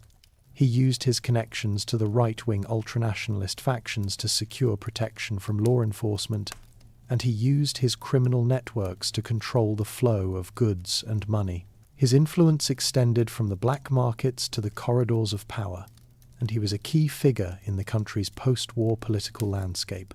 Kodama was not a traditional Yakuza boss. He did not run a specific gang or engage in street violence. Instead, he was a shadowy figure who operated behind the scenes, using his influence to manipulate events and to profit from the country's economic and political turmoil. He was a master of political coercion, and he was often called upon by conservative politicians to perform acts of intimidation and violence that the formal state could not. His actions helped to suppress left-wing dissent and to ensure the dominance of the conservative political factions. Kodama's influence on the Yakuza was profound. He was a critical figure in their transformation from a criminal subculture to a powerful, organized national presence. He was a symbol of their new power and their ability to operate at the highest levels of society. His legacy was not just in his immense wealth or his political influence. It was in his role as a bridge between the criminal underworld and the political elite. His life demonstrated that the Yakuza were no longer just a collection of outcasts. They were a formidable force with a deep financial and political presence. The true consolidation of Yakuza power, however, was a decades-long process, and a central figure in this transformation was Kazuo Taoka. As the third Kumicho, or boss, of the Yamaguchi-gumi, he inherited a small Kobe-based gang, and, through a combination of ruthless ambition and business savvy, transformed it into the largest and most powerful criminal organization in Japan. Taoka was a strategic genius who recognized that long-term dominance required more than just brute force. He understood that to truly thrive, the Yakuza needed to operate as a modern corporation, with a diversified portfolio of legitimate and illicit ventures. Taoka's expansion of the Yamaguchi-gumi was methodical and disciplined. Instead of engaging in constant, bloody street battles, he preferred to use business tactics. His organization would systematically infiltrate businesses by offering protection or by using threats to acquire ownership. They moved into lucrative industries such as construction, labor dispatch, and real estate, providing them with a stable and consistent source of income that was less vulnerable to police crackdowns. Taoka also created a system of affiliates and subsidiaries, allowing the Yamaguchi-gumi to expand its influence nationwide without directly managing every local operation. This decentralized but disciplined structure was a key to their success. Beyond his business acumen, Taoka was a master of public relations. He carefully crafted an image of the Yakuza as a benevolent and honorable force, a group that protected the common people and upheld traditional Japanese values. He was known for his strict code of conduct and for punishing members who committed crimes that harmed the public, such as robbery or theft. This image, while often at odds with the reality of their violent and criminal activities, earned the Yamaguchi-gumi a degree of popular tolerance and even a strange kind of respect. Taoka's influence was also a political one. He cultivated close ties with conservative politicians and right-wing groups, and he used his influence to protect his organization from prosecution. His power extended to the highest levels of government and business, and he was a key figure in the country's post-war political landscape. His era saw the Yakuza become a national institution, a parallel power structure that operated alongside the formal government. The Yamaguchi-gumi, under his leadership, was no longer just a criminal gang. It was a powerful economic and political force that was a central part of Japan's post-war rise. After World War II, as the Yakuza transformed into a national criminal force, their organizational structure underwent a crucial shift. The traditional Oyabun-Kobun relationship, once based on a loose, informal bond, was formalized into a rigid, hierarchical system. This was a direct result of the gang's rapid growth and their expansion into legitimate and illicit businesses. The old, decentralized model of a leader and his followers was no longer sufficient for managing a large-scale criminal enterprise with a national presence. The new structure was designed for control and efficiency, with specific ranks, responsibilities, and a clear chain of command. At the top of the hierarchy was the Oyabun, or boss, who held absolute authority. His position was based not just on charisma or a reputation for violence, but on his ability to manage a complex organization, negotiate with other gangs, and maintain political connections. He was the head of the family, and his word was law. Below him was the Seiko Komon, or senior advisor, a figure who offered counsel and guidance on major decisions. This position, often held by a veteran gangster, was a sign of respect and a way of integrating the wisdom of the old guard into the new corporate structure. The Wakagashira, or first lieutenant, was the second in command and the operational head of the family. He was responsible for the day-to-day management of the gang's criminal activities, from gambling and prostitution to extortion and drug trafficking. The Wakagashira was a crucial link between the top boss and the rest of the organization, and his position was a sign of his immense power and influence. Below him were the other senior leaders, including the Shate junior boss and Kyodai, senior brother, who managed specific territories or business ventures. These were the men who oversaw the day-to-day operations and reported directly to the Wakagashira. At the bottom of the hierarchy were the Kobun, or rank-and-file members. These were the soldiers who performed the bulk of the gang's criminal activities. Their loyalty was to their immediate superior, and, through him, to the Oyabun. Their position was a testament to their commitment and their willingness to live by the gang's strict code of honor. This formalized hierarchy, with its specific ranks and clear chain of command, was a crucial step in the Yakuza's evolution. It allowed them to operate as a cohesive and disciplined force, a criminal corporation that was perfectly positioned to take advantage of the country's economic and political turmoil. The traditional father-son relationship, once a source of strength, was now a rigid, formalized system that ensured the Yakuza's power and influence for decades to come. The post-war era of rapid economic growth and urbanization in Japan created a fertile ground for conflict among the newly consolidated Yakuza syndicates. As their operations expanded and became more profitable, the competition for territory and control intensified. This led to a series of major gang wars in the 1950s and 60s, a period of violent and often bloody consolidation that would reshape the criminal landscape and establish a clear hierarchy among the major families. These conflicts were not just about money, they were about honor, prestige, and dominance. The first major gang wars were often localized, with smaller gangs fighting for control over specific neighborhoods or business ventures. However, as the major families grew in power, these conflicts escalated into full-scale wars. The Yamaguchi-gumi, under the leadership of Kazuo Taoka, was at the center of many of these conflicts. His ambition to expand his organization's influence beyond its Kobe base brought it into direct confrontation with rival gangs in Osaka, Kyoto, and Tokyo. These wars were often brutal, with both sides using a combination of street brawling, intimidation, and targeted assassinations to gain an advantage. The police, often underfunded and overwhelmed, were largely ineffective at containing the violence. The gang wars served a crucial function in the consolidation of Yakuza power.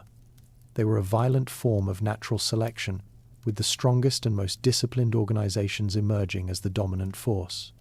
The wars allowed the major families to absorb smaller gangs, to expand their territory, and to eliminate their rivals. They also provided a way for a new generation of leaders to prove their worth, with a reputation for brutality and a strategic mind being highly valued. The leaders who emerged from these conflicts, such as Kazuo Taoka and his successor, were often the most ruthless and intelligent. The conflicts also had a significant impact on the Yakuza's public image. While their criminal activities were often a source of fear and revulsion, their public displays of violence and their willingness to fight for their honor often earned them a strange kind of respect. The media, fascinated by the gang wars, often portrayed them as a kind of modern-day samurai, a romanticized image that helped to legitimize their existence. This media fascination, combined with their political connections, allowed the Yakuza to operate with a degree of impunity that was unheard of in other countries. The early 1960s marked the dawn of the major Yakuza federations, a crucial development that moved the criminal underworld away from a loose collection of rival gangs toward a more cohesive and institutionalized structure. This was a strategic move born from the chaos of the post-war gang wars. The endless cycle of conflict was a drain on resources and a threat to the stability of the criminal enterprise. Leaders of the most powerful organizations recognized that a more formal alliance was needed to ensure long-term dominance. This led to the creation of the first modern federations, the Inagawa Kai and the Sumiyoshi Kai. The Inagawa Kai, founded by Kakuji Inagawa, was an alliance of various gangs in the Tokyo region. Inagawa, a charismatic and diplomatic leader, was able to unite his rivals under a single banner, creating a powerful federation that controlled the lucrative vice industries of the capital. His leadership was based not on a reputation for violence, but on his ability to resolve disputes and to create a stable and profitable criminal environment. The Inagawa Kai was a pioneer in using front companies to launder money and to expand its influence into legitimate businesses such as construction and real estate. This strategic diversification was a key to its longevity. The Sumiyoshi Kai, a rival federation, also emerged during this period. It was a more decentralized organization with a system of co-leaders that was unique among the major Yakuza families. The Sumiyoshi Kai was a federation of smaller, independent gangs that were bound together by a shared history and a common set of values. This structure, while less rigid than the Inagawa Kai, was also a source of strength, as it allowed for a more flexible response to police crackdowns and rival gangs.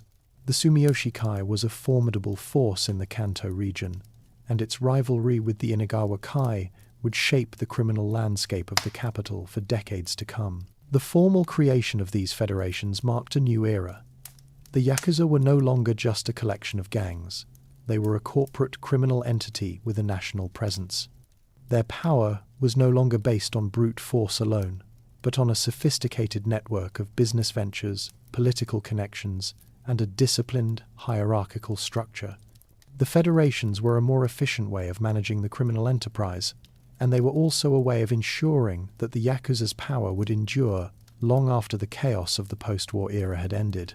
The post-war era's economic boom created a new landscape for criminal enterprise, and the Yamaguchi-gumi, under the leadership of its third boss, Kazuo Tauka, was uniquely positioned to capitalize on it. From its base in Kobe, this organization initiated a methodical and disciplined expansion that would transform it from a regional force into the largest and most powerful criminal syndicate in Japan. Tauka's vision was not centered on endless, costly gang wars, but on a strategic campaign of infiltration and consolidation. He understood that a successful criminal enterprise needed a stable business model and a clear, centralized command structure. Tauka's strategy for expansion involved the systematic absorption of smaller, regional gangs. Instead of engaging in protracted, violent conflicts, the Yamaguchi-gumi would often use a combination of intimidation and negotiation. Tauka's lieutenants would approach the bosses of smaller gangs with an offer of protection and a share of the profits from the syndicate's national ventures.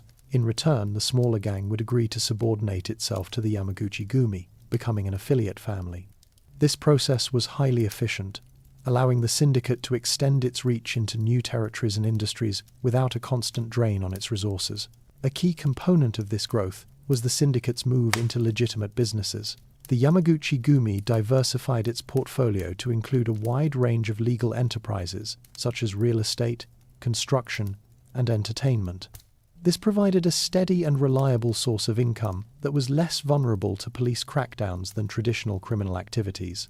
The legitimate businesses were used as a cover for illicit ventures, and the profits from both were funneled into the central organization. This financial diversification was a critical factor in the Yamaguchi-gumi's long-term dominance.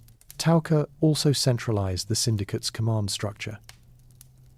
He established a system of direct reports, where the leaders of the affiliated gangs reported directly to him. This allowed him to maintain a tight control over the sprawling organization and to enforce a code of conduct that was designed to protect the syndicate's image and profitability. Tawaka was known for his strict discipline, and he was quick to punish any member who engaged in criminal activities that brought unwanted attention from the police or the public. This image of a disciplined, honorable organization was carefully cultivated and was a key to their success. By the 1970s, the Yamaguchi-gumi had a national presence, with affiliated gangs in every major city in Japan.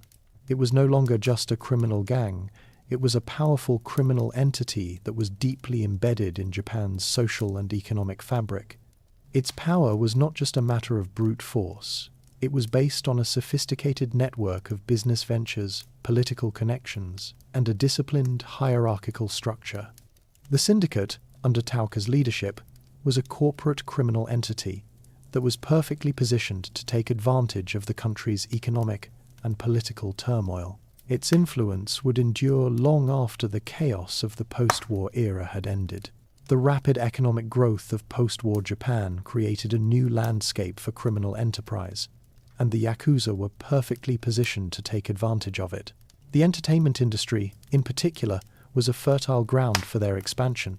From the 1970s onward, the Yakuza moved to control the production of films, the management of talent agencies, and the ownership of nightclubs and other venues.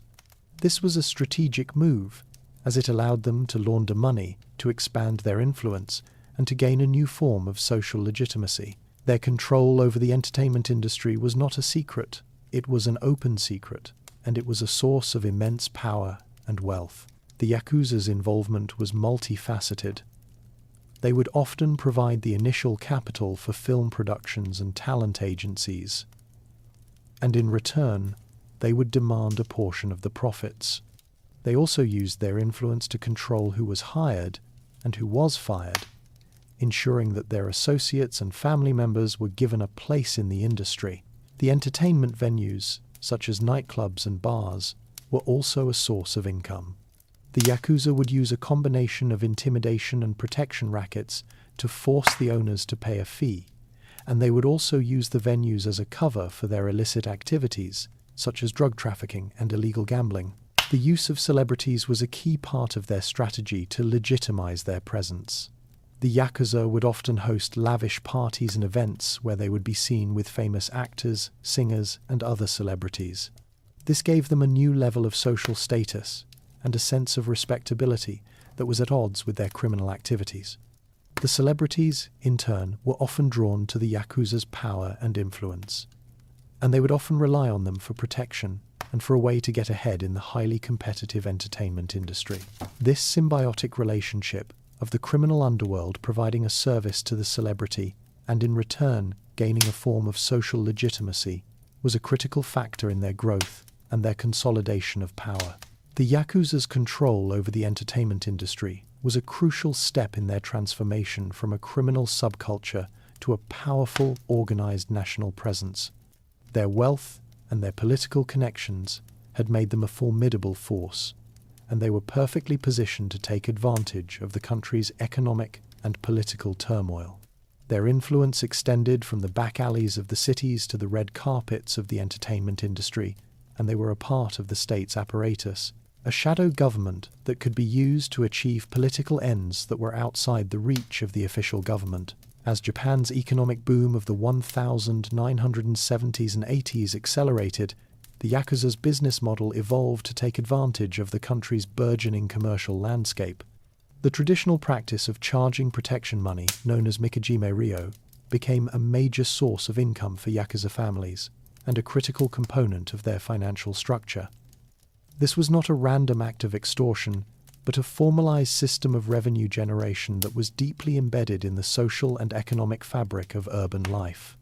The Yakuza provided a form of unofficial security for businesses that were vulnerable to petty crime, and in return, the owners were expected to pay a regular fee. This system was so pervasive that it became a standard part of doing business in many neighborhoods.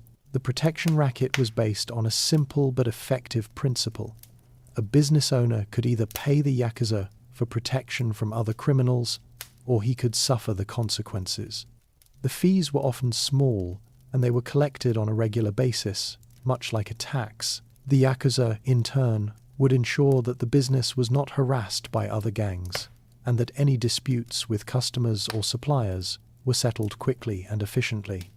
This created a symbiotic relationship where the criminal underworld provided a service to the community, and in return, they received a steady source of income. This was not a secret, it was an open secret, and it was a source of immense power and wealth for the Yakuza. The system of Mikajime Ryo also provided the Yakuza with a powerful tool for social control. By collecting protection money from local businesses, the gangs were able to maintain a constant presence in the neighborhoods they controlled. They acted as a kind of shadow police force, enforcing their own rules and punishing any individual or group that challenged their authority. This gave them a level of control over the social and economic life of the cities that the official law enforcement could not achieve. The police, often underfunded and understaffed, were largely ineffective at containing the Yakuza's power, and they often turned a blind eye to the protection racket. This created a climate of impunity that allowed the Yakuza to grow their operations and to consolidate their power. The wealth generated from the protection rackets was used to fund the Yakuza's expansion into other, more profitable ventures. The money was often funneled into legitimate businesses, such as construction, real estate, and entertainment, providing a steady source of income that was less vulnerable to law enforcement crackdowns. The Mikajime Ryo system, which had its origins in the early days of the Tiki-ya and Bakutu, had evolved into a sophisticated and efficient system of revenue generation. It was a critical factor in the Yakuza's transformation from a criminal subculture to a powerful, organized national presence. The 1980s were a period of unparalleled economic expansion in Japan, a time known as the bubble economy. This era of soaring asset prices and easy credit created a new and highly profitable avenue for the Yakuza. Their business model evolved to take advantage of the country's booming real estate market, and they became deeply involved in property acquisition and speculation. This move from the criminal underworld to the formal financial sector was a strategic shift that provided them with immense wealth and a new level of political and social influence. The Yakuza's involvement in real estate was often marked by violence and intimidation. They would use a variety of tactics to acquire property, from coercing elderly homeowners to sell their land for below-market prices to using force to evict tenants from rental properties. They would also engage in what was known as jaigeya, or land sharking, a process where they would buy a small portion of a property and then use threats and harassment to force the other owners to sell at a reduced price. This was a brutal but highly effective way of consolidating land for development. The Yakuza's access to capital, often from illicit sources, gave them a significant advantage in the real estate market. They could use their wealth to buy properties for cash, bypassing the need for bank loans and avoiding the scrutiny of financial institutions. This allowed them to acquire properties quickly and to turn them around for a profit, often with the help of corrupt real estate agents and developers. This symbiotic relationship of the criminal underworld providing a source of cash and intimidation, and in return receiving access to lucrative deals, was a critical factor in their growth. Their wealth also provided them with a new and powerful tool for social control. By controlling real estate, the Yakuza were able to influence the development of entire neighborhoods. They would use their influence to get a building permit or to get a zoning change, and they would often intimidate local citizens who opposed their plans. This gave them a level of control over the social and economic life of the cities that the official law enforcement could not achieve. The police, often underfunded and understaffed, were largely ineffective at containing the Yakuza's power, and they often turned a blind eye to their activities. The late 19th and early 20th centuries were marked by Japan's rapid political evolution, a time of intense factionalism and ideological strife. Within this turbulent environment, criminal networks found a new and profitable avenue for their skills. Political parties and emerging ultranationalist factions began to utilize these organizations for objectives that lay outside the bounds of official conduct. This arrangement saw criminal networks transition from simple outlaw societies to instruments of political action, an involvement that established their enduring connection to the country's power structures. A key ultranationalist group was the Kokuryukai, or the Black Dragon Society, founded in 1901. This society, which advocated for Japanese expansionism, saw the Yakuza as an indispensable resource.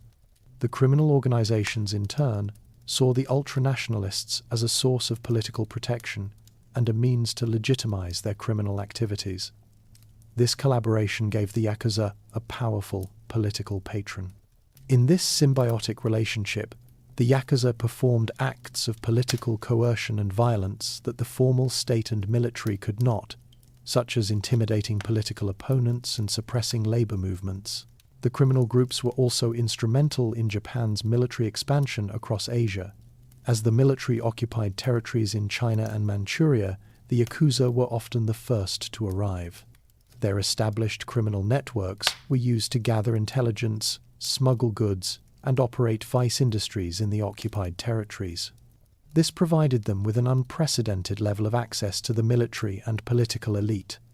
Their activities in these regions generated immense wealth, which they used to fund their operations and consolidate power. This role also solidified their reputation as a patriotic force, a clandestine tool working to achieve national objectives. The 1970s and 80s marked a period of unprecedented visibility for the Yakuza. Their influence over legitimate industries like entertainment and real estate, combined with their open engagement in criminal activities, brought them to the attention of the public and, more importantly, the government. The police, no longer able to ignore their brazen activities, began to launch a series of legislative and law enforcement efforts to curb their power. These initial attempts were a direct response to a public that was growing increasingly concerned about the Yakuza's growing influence. The initial crackdowns were not a systematic campaign to eradicate the Yakuza, but a series of less successful legislative efforts. The government attempted to use existing laws to prosecute Yakuza members for crimes like extortion and gambling, but these efforts were often hampered by a lack of a clear legal framework. The Yakuza, with their sophisticated legal teams and their deep political connections, were often able to evade prosecution. The laws were not designed to deal with a criminal organization that was as integrated into society as the Yakuza were. The police also attempted to use a public relations campaign to turn the public against the Yakuza. They released a series of anti-Yakuza commercials and posters, and they held public events to raise awareness about the dangers of organized crime. These efforts, however, were largely ineffective. The Yakuza, with their carefully cultivated image as protectors of the Japanese people and defenders of traditional values, were often able to counter the police's campaign with their own propaganda. Their public acts of charity, such as providing aid to victims of natural disasters, often earned them a degree of popular tolerance and even a strange kind of respect. These initial government crackdowns were ultimately a failure. They did not succeed in curbing the Yakuza's activities, nor did they succeed in turning the public against them. The laws were not strong enough, the police were not organized enough, and the Yakuza were too deeply embedded in the social and economic fabric of the country. However, these efforts were not entirely in vain. They laid the groundwork for a more comprehensive legal framework that would come in the next decade. The government's attempts to use existing laws to prosecute the Yakuza provided them with a clear understanding of the limitations of the current legal system, and it gave them a blueprint for a more effective anti-crime campaign. The failures of the 1970s and 80s were a crucial learning experience, and they would lead directly to the landmark legislation of the next decade. The 1980s were a period of rapid economic growth in Japan, a time known as the bubble economy, and with it came a new and highly profitable avenue for the Yakuza. Their business model evolved to include corporate extortionists known as Sokuya. These individuals were not just common thugs. They were highly sophisticated criminals who operated in the grey area between legal and illegal. They would acquire a small number of shares in a company, and then use a variety of tactics to intimidate and extort the company's executives. This was a brutal but highly effective way of consolidating power and wealth. The Sakaya would use a variety of tactics to get what they wanted. They would often use their influence to get a seat at a company's annual shareholder meeting, and they would use this platform to publicly embarrass the executives. They would often bring up embarrassing details about the executives' personal lives or their business dealings, and they would use this information to force the company to pay them off. They would also use a variety of other tactics, such as threatening to disrupt the shareholder meeting or to launch a public campaign against the company. This was a highly profitable venture, and it was a major source of income for the Yakuza. The Sakaya were a new and powerful force in the criminal underworld, and they were a critical part of the Yakuza's financial diversification. They were not just criminals, they were business people who had built a profitable enterprise on the fringes of society. Their success demonstrated that power in the underworld could be gained through economic control, not just violence or defiance. This financial acumen, combined with their hierarchical structure, provided a durable model for future criminal organizations. The economic systems they established, including protection rackets, market regulation, and the control of illicit trade, would be passed down and refined by their descendants, becoming central to the modern Yakuza's operations. The government's response to the rise of the Sakaya was slow and ineffective. The laws were not strong enough to deal with a criminal organization that was as integrated into society as the Yakuza were. The police, often underfunded and understaffed, were largely ineffective at containing the Yakuza's power, and they often turned a blind eye to their activities. This created a climate of impunity that allowed the criminal groups to grow and solidify their power. By the end of the 1980s, the Sakaya had become a permanent fixture of Japan's criminal underworld, and they were a powerful testament to the resilience of the criminal underworld and its ability to adapt and thrive in the face of state opposition. The mid-1980s plunged the Yakuza into a bloody and brutal conflict that fundamentally reshaped Japan's criminal landscape. This was the Yamaichi War, a 4-year internal power struggle that pitted two factions of the largest and most powerful criminal organization in the country, the Yamaguchi-gumi, against each other. The conflict was sparked by the death of the third boss, Kazuo Taoka, in 1981, and the ensuing succession dispute. This war was not a simple matter of a new boss taking over. It was a violent ideological struggle between two competing visions for the future of the organization. The first faction, led by Masahisa Takanaka, advocated for a more traditional, honor-based approach to Yakuza life. They believed that the organization should maintain its focus on traditional criminal activities like gambling and extortion, and that its power should be based on a code of loyalty and respect. The second faction, led by Hiroshi Yamamoto, believed that the Yakuza should embrace a more modern, corporate-based approach. They believed that the organization should expand its influence into legitimate businesses like real estate and finance, and that its power should be based on wealth and economic control. The war began in 1985 and was one of the most brutal and public conflicts in Yakuza history. Both sides used a variety of tactics to gain an advantage, from targeted assassinations to bombings and public shootings. The police, often overwhelmed by the sheer scale of the violence, were largely ineffective at containing the conflict. The war was not just a matter of two gangs fighting. It was a national conflict that saw the Yakuza take over entire neighborhoods, and it brought the criminal underworld to the attention of the public in a way that it had never been before. The war had a profound impact on the structure of the Yamaguchi-gumi and the criminal underworld as a whole.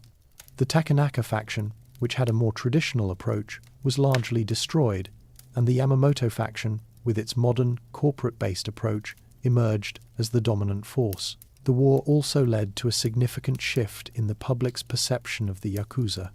The public, who had long viewed the Yakuza as a necessary evil, now saw them as a violent and chaotic force that was a threat to social stability. The war was a wake-up call for the government, and it would lead directly to the landmark anti-gang legislation of the next decade.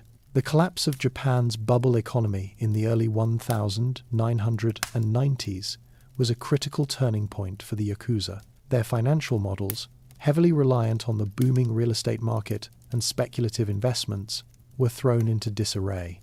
This economic downturn had a profound impact on their wealth and forced them to find new sources of income to maintain their power and influence. It was a period of financial re-evaluation, a time when the Yakuza's corporate-based model was put to the ultimate test. The Yakuza's response was a strategic shift back to more traditional criminal activities, albeit on a much larger and more organized scale. They began to use their influence to recover bad loans from banks and to acquire distressed properties for a fraction of their value. This was a brutal but highly effective way of consolidating land and money. They also expanded their criminal enterprises into new, highly profitable ventures, such as drug trafficking and human smuggling. These activities, which were less vulnerable to economic downturns, provided them with a steady source of income. The government's response to the Yakuza's post-bubble activities was slow and ineffective. The police, who were still grappling with the aftermath of the Yamaichi War, were largely unprepared for the Yakuza's new financial model. The laws were not strong enough to deal with a criminal organization that was as integrated into society as the Yakuza were. This created a climate of impunity that allowed the criminal groups to grow and solidify their power. However, these efforts were not entirely in vain. They laid the groundwork for a more comprehensive legal framework that would come in the next decade. The government's attempts to use existing laws to prosecute the Yakuza provided them with a clear understanding of the limitations of the current legal system, and it gave them a blueprint for a more effective anti-crime campaign.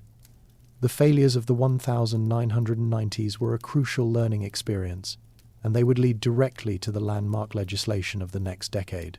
The collapse of the bubble economy also had a profound impact on the Yakuza's public image. The public, who had long viewed the Yakuza as a necessary evil, now saw them as a violent and chaotic force that was a threat to social stability. The Yakuza's public acts of charity, such as providing aid to victims of natural disasters, often earned them a degree of popular tolerance and even a strange kind of respect. The Kobe earthquake in 1995 in particular was a moment that the Yakuza used to their advantage. They were often the first to arrive on the scene, providing food and water to the victims, and their actions earned them a degree of popular tolerance and even a strange kind of respect. The escalating violence and public visibility of the Yamaichi War, combined with the Yakuza's brazen infiltration of the financial sector, finally forced the Japanese government to take decisive action. On March 1, 1992, the Act on Prevention of Unjust Acts by Boryokuden members, commonly known as the Anti-Boryokuden Law, was enacted. This landmark legislation was a fundamental shift in the state's approach to organized crime. Previously, the government had treated the Yakuza as a collection of individual criminals, but this new law recognized them as a single, organized, and dangerous entity. The law's immediate effects were profound. It granted the police the power to designate specific groups as Boryokuden, organized crime gangs, a classification that carried with it a host of legal restrictions. Once a gang was officially designated, its members were prohibited from engaging in a variety of activities, including demanding protection money, extorting companies, and interfering in business disputes. The law also made it illegal for a Yakuza member to publicly display his affiliation, effectively forcing the gangs to operate in a much more clandestine manner. The law was a direct attack on the Yakuza's corporate model, making it difficult for them to use legitimate businesses as a cover for their illicit activities. The law had an immediate and chilling effect on the Yakuza's public image.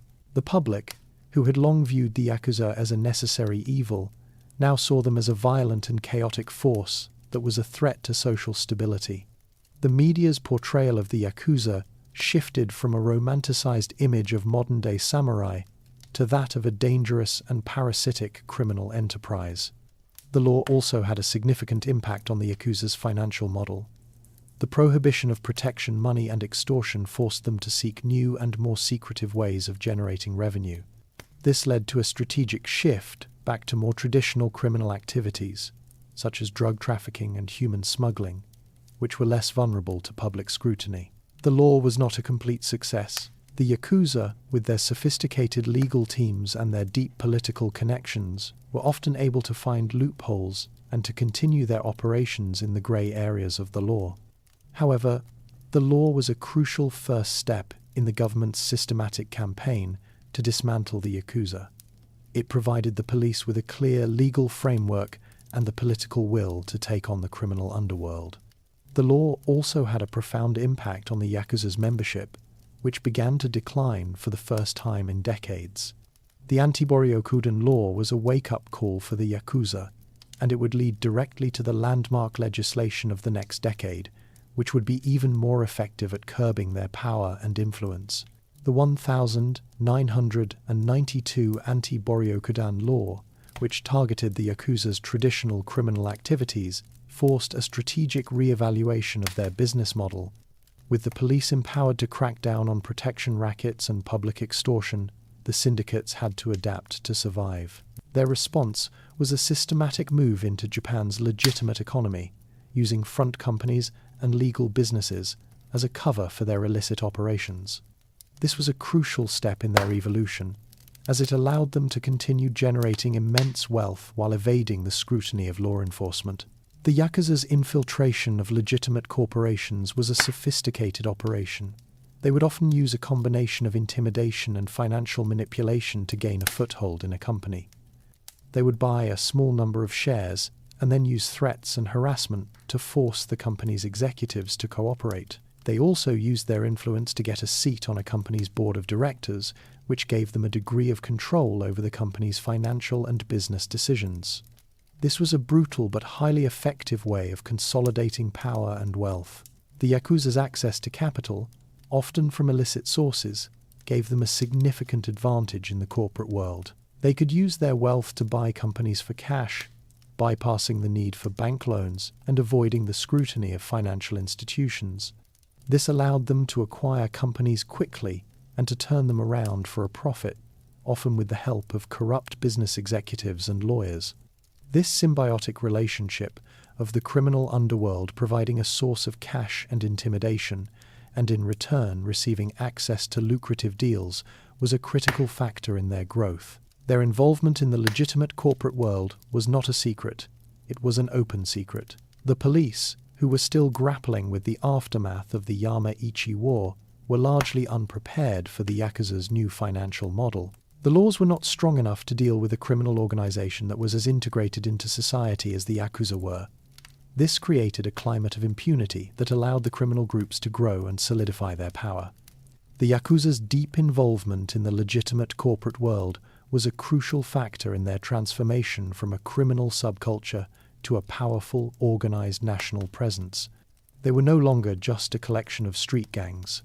They were a formidable criminal entity that was deeply embedded in Japan's financial and political fabric. The wealth generated from their corporate ventures was used to fund the Yakuza's expansion into other, more profitable ventures. The money was often funneled into legitimate businesses, such as construction and entertainment, providing a steady source of income that was less vulnerable to law enforcement crackdowns. The 1990s was a period of immense change and upheaval for the Yakuza. As the government's crackdowns intensified, a new and more aggressive force emerged within the largest criminal federation, the Yamaguchi-gumi. This was the Kodokai, an affiliate gang that would become a dominant and feared presence in the criminal underworld. The Kodokai was not a traditional Yakuza family. Its rise to power was a strategic act of consolidation, a move to ensure the Yamaguchi-gumi's survival in an increasingly hostile environment. Its leader, Kenichi Shinoda, was a figure of immense ambition, and his vision was for an organization that was more disciplined, more centralized, and more ruthless than its predecessors. The Kodokai's rise was a direct result of the turmoil of the Yamaichi War and the subsequent government crackdowns. As the traditional power structures of the Yamaguchi-gumi were weakened, the Kodokai began to absorb smaller, more vulnerable gangs.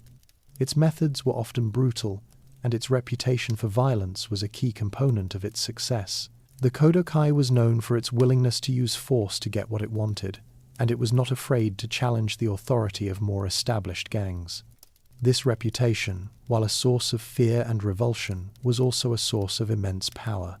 It allowed the Kodokai to expand its influence into new territories and to take over lucrative criminal enterprises.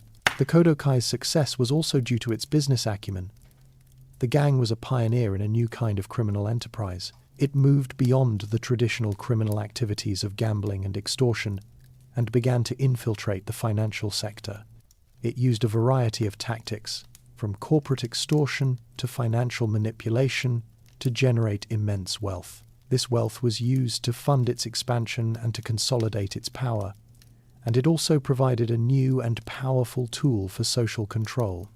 The Kodokai was a new kind of criminal organization, a corporate-based entity that was perfectly positioned to take advantage of the country's economic and political turmoil.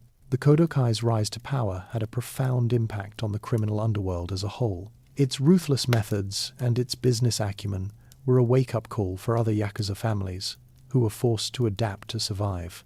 The Kodokai's success also had a significant impact on the government's crackdowns. The police, who were still grappling with the aftermath of the Yamaichi War, were largely unprepared for the Kodokai's new financial model.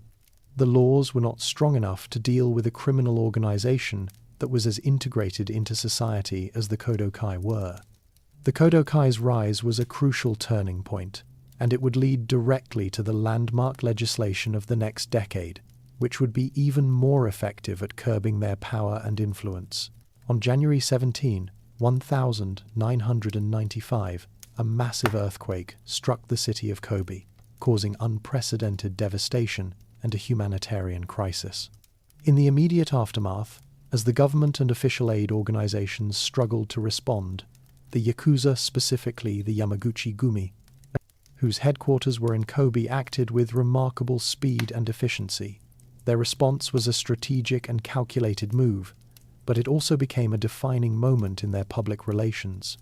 They were among the first on the scene, using their resources and organizational structure to provide aid to the victims, which helped to improve their public image despite ongoing crackdowns. The Yakuza's aid efforts were immediate and substantial. Within hours of the quake, they had organized a network of volunteers to provide food, water, and other necessities to the victims. They used their trucks and vehicles to transport supplies and to help rescue people from the rubble. Their members, who were often trained in construction and other manual labor, were instrumental in clearing debris and in setting up temporary shelters. Their response was not a secret. It was a public act of charity, and it was a source of immense pride for the organization. The government's response, in contrast, was slow and ineffective. The police and official aid organizations were hampered by a lack of communication and a bureaucratic structure that was not designed for a large-scale disaster.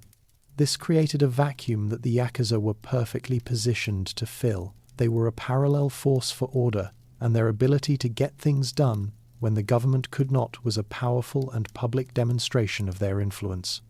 This earned them a degree of popular tolerance and even a strange kind of respect, as many people saw them as a necessary force for survival. The Yakuza's role in the Kobe earthquake was a powerful and public act of charity.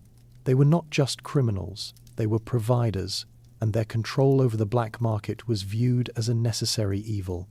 This earned them a degree of popular tolerance and even a strange kind of respect, as many people saw them as a necessary force for survival. This act of charity was a strategic move, a way of countering the government's anti-Yakuza campaign and of rebuilding their public image.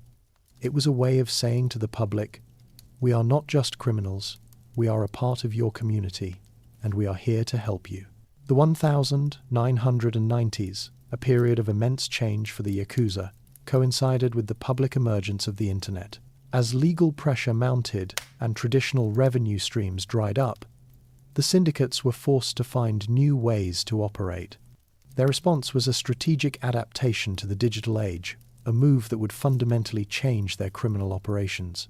The Yakuza began to use the internet as a new and highly profitable avenue for their criminal enterprises, employing it for a variety of purposes that were less vulnerable to police surveillance and public scrutiny. The internet provided the Yakuza with a new way to conduct their financial transactions. They began to use a variety of digital tools, such as encrypted communication and money transfers, to launder money and to transfer funds between their different accounts.